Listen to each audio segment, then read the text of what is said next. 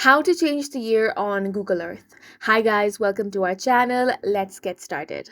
First, you need to download and install Google Earth Pro on your device. After you have opened it up, then you want to click on the search bar and search for the location that you want to check out. After this, you want to click on the search button and Google Earth will show that location. So my computer graphics does not support the image here. That's why the images are not loading properly, but this shouldn't be an issue on your computer. After the image has loaded, then you want to click on View. Now from here, click on Historical Imagery. Once you do, you're going to find a time range here. So right now, by default, it is showing the current year. If you want to change the year, then you simply have to drag this.